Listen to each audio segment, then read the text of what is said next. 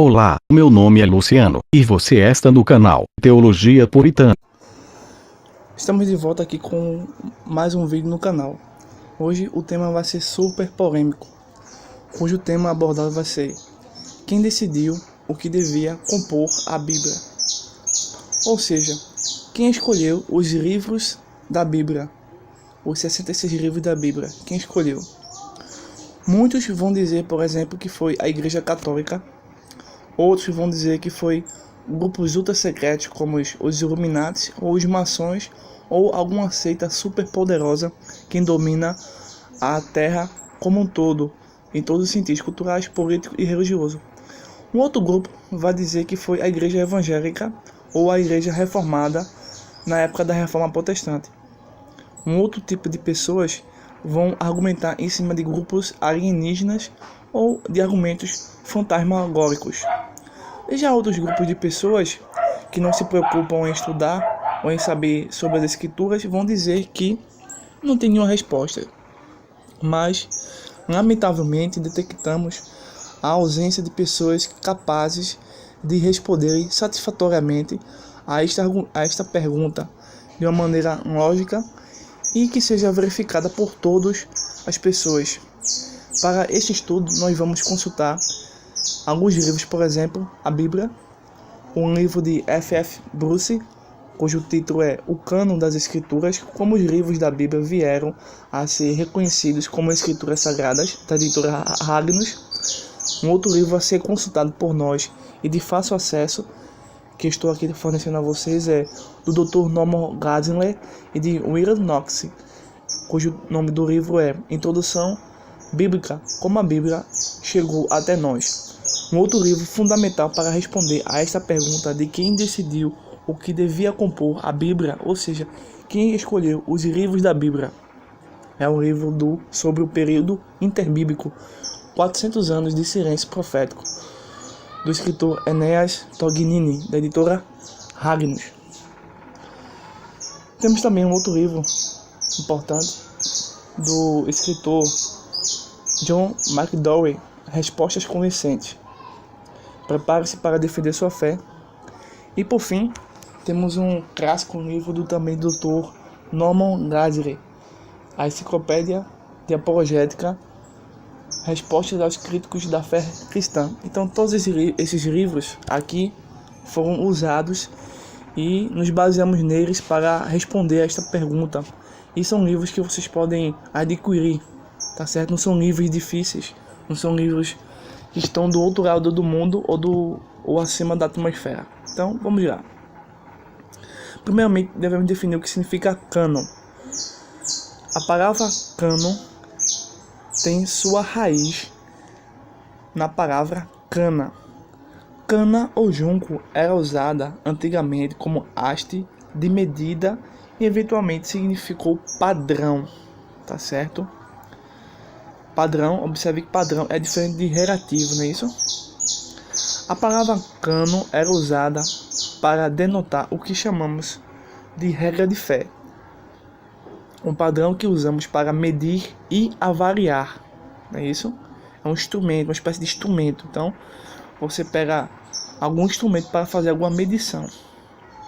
A palavra cânon aplicada às escrituras significa uma lista de livros oficialmente aceita, tá bem? Lembre-se que o ponto-chave e o ponto fundamental deste estudo é que nenhuma igreja criou, em hipótese alguma, o cânon ou quaisquer livro contido nele. O que a Igreja de Cristo fez foi reconhecer os verdadeiros livros inspirados e autorizados por Deus. Ou seja, a canonicidade é determinada diretamente por Deus e o seu povo reconhece e conhece quais são os livros sagrados. Para facilitar o que estou dizendo, observe este quadro retirado do livro Enciclopédia de Apologética, Resposta aos Críticos da Fé Cristã. Veja só, aqui a visão correta sobre quem escolheu os livros da Bíblia pode ser vista nesse quadro. E também a visão incorreta, tá certo? A visão incorreta é aceita pela Igreja Católica ou por grupos conspiracionistas e coloca a Igreja algo ou alguém acima do cânon das Escrituras, acima da regra de fé. Então, ou seja, tem grupos de pessoas que colocam uma determinada igreja, alguma organização ou alguém acima do cânon ou supostas evidências que minem a canonicidade. Então, são argumentos que vieram da Igreja Católica que servem para determinados grupos para seus próprios propósitos equivocados. Então, você está observando e começa a entender que este é o ponto-chave da questão toda. Vamos começar pela visão incorreta, tá bom? Veja só, esta é a visão incorreta a respeito de quem decidiu o que devia compor a Bíblia ou quem escolheu os livros sagrados para compor o cânon. A visão incorreta. Veja só, a igreja determina o cânon. Esta é a visão incorreta, tá certo? A igreja determina o cânon, ou seja, é o que a maioria das pessoas pensam.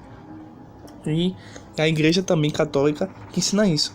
Foi a igreja católica que determinou qual era o cânon. E alguns grupos sectários do judaísmo, de seitas que falam de algum nome sagrado a respeito do nome do Messias, usam esta primeira visão incorreta, mas era incorreta, portanto não justifica a suposta verdade que estão dizendo.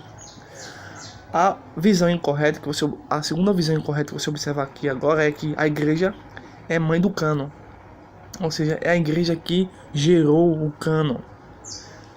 A igreja é magistrada do cânon.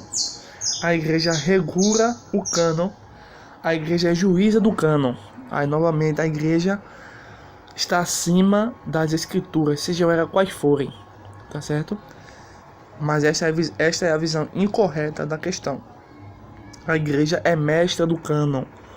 É a igreja que faz as coisas acontecerem, não as escrituras. A igreja é juíza, né? A igreja regula, a igreja é magistrada, a igreja determina o cânon. Então essa é a visão incorreta sobre o cânon, tá certo? Deu para entender aí?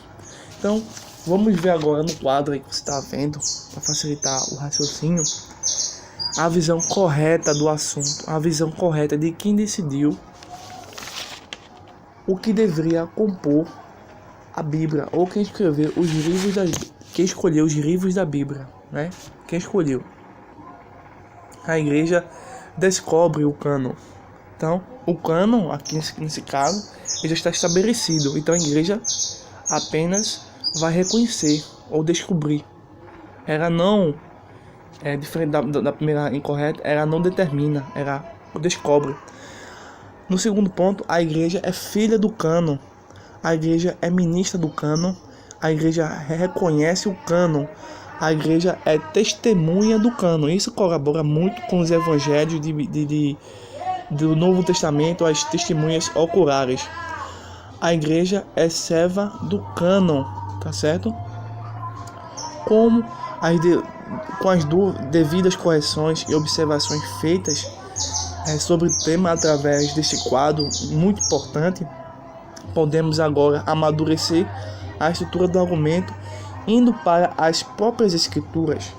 Vamos ver, por exemplo, Lucas capítulo 24 e o versículo de número 44. Você pode abrir aí a sua Bíblia e consultar diretamente o texto, seja lá qual tradução for, tá certo? Até uma tradução católica, ou a das Testemunhas de Jeová, ou a tradução de Almeida corrigida, podem ser consultadas. E elas vão conter a seguinte estrutura. Por exemplo, no verso 44 de Lucas: a seguir, Jesus lhe disse essas palavras que eu vos falei, estando ainda convosco. Importa que se cumprisse tudo o que de mim está escrito na lei de Moisés, nos escritos e nos salmos. Onde, ao lermos esse trecho do Evangelho, o autor e o próprio Cristo dá testemunho do cânon do Antigo Testamento. em nenhum lugar aparece os 7 livros que a Igreja Católica colocou na época da Reforma Protestante. Em Lucas 24, verso 44, Jesus falou das 3 divisões, ou das 3 partes em que a Bíblia hebraica era dividida. Tá certo? Então, é uma forte evidência que determina que a visão correta, que acabamos de passar para vocês, é a melhor visão de entender a questão dos livros inspirados. Então, e o que dizer sobre os 27 livros do Novo Testamento? Já que o próprio Messias disse que os livros do Antigo Testamento estavam completos, acabados, e eram aqueles registrados no Evangelho de Lucas 24, 44, e também em outras passagens, tá certo? E o que dizer, portanto, dos livros do Novo Testamento? Você pode observar que nesse quadro, esta divisão da linha do tempo, tá certo?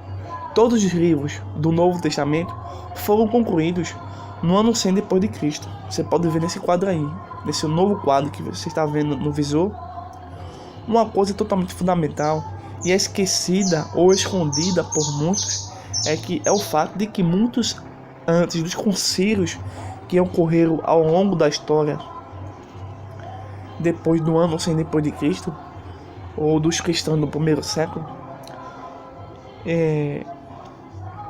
nós sabemos que os cristãos do primeiro século se reuniam e viam quais eram os livros que tinham autoridade dos apóstolos.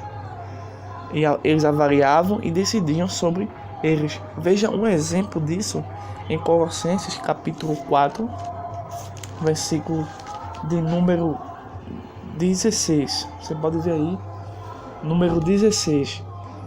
4:16 diz assim: e uma vez lida esta epístola perante vós, providenciai, porque seja também lida na igreja dos Laodicenses e a dos de Laodiceia. Lede-a igualmente perante vós. Uma outra passagem importante é Atos capítulo 17 e o verso 11, que diz assim: ora, estes de Bereia eram mais nobres que os de Tessalônica, pois receberam a palavra com toda avidez, examinando as escrituras todos os dias para ver se as coisas eram de fato assim. Então temos igrejas, pessoas dentro do primeiro século já examinando, estudando, averiguando, pesquisando quais eram a comunicação inspirada por Deus ou as escrituras, conforme o texto aqui consultado, levando em consideração que este é um dos maiores e dos melhores textos da antiguidade sobre o cristianismo do primeiro século. Além de ser um livro religioso, é um livro documentado. Então, portanto, essas informações que passei para vocês já respondem categoricamente a pergunta sobre quem decidiu o que devia compor a Bíblia, ou seja, quem escolheu os livros da Bíblia. Muitos diziam que eram os Illuminati, alienígena, Igreja Católica, organizações ultra secreta. Hoje não sabiam responder e verdadeiramente a resposta está no primeiro século. Foram os cristãos do primeiro século que vinham nos 4 evangelhos, nas cartas dos apóstolos e em todo o livro do Novo Testamento, a inspiração divina do Espírito Santo, que era a mesma que compôs o Antigo Testamento. Obviamente existiram 5 princípios para saber se um livro poderia entrar no cânon. Eles eram: se o livro era autorizado, se o livro era profético, autêntico, dinâmico, e se foi recebido, colecionado, lido e usado, certo? Esses eram 5 princípios que foram criados para determinar se poderiam ou não entrar no cânon. Mas é a igreja do primeiro século que verdadeiramente escolheu e reconheceu os livros do cânon. Veja mais uma forte evidência onde o próprio apóstolo Pedro reconheceu os livros do cânon, quando o apóstolo Paulo escreveu, e João reconhece como escritura. Você pode ver aí em 2 Pedro, capítulo 3, versículo 15 e o versículo 16, que diz assim: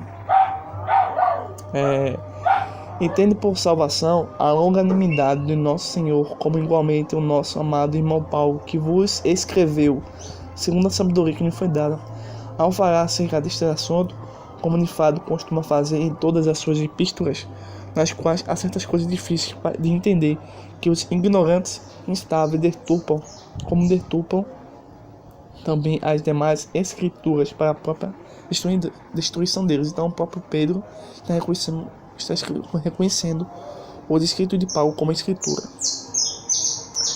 Por fim, quero terminar dizendo aqui algumas palavras de F.F. Bruce. Ele diz o seguinte: quando finalmente um conselho da igreja, o Sínodo de Hipona, em 393 d.C., relacionou os 27 livros do Novo Testamento, ele não lhes conferiu nenhuma autoridade, já que não possuíssem, mas apenas registrou por escrito sua canonicidade previamente determinada. Conclusão: pelo poder do Eterno e por meio de sua igreja no primeiro século, o cânon está preservado e chegou a todos nós, sem quaisquer perda. Isso refuta todo e qualquer argumento que diga que existem livros fora do cânon ou que existem livros errados dentro do cânon. Se você gostou desse vídeo, desse nosso tema, deixe seu like. Se você não for inscrito, se inscreva. Compartilhe nas suas redes sociais para que este vídeo tenha mais alcance e relevância no canal. E ative o sininho. Até o próximo vídeo.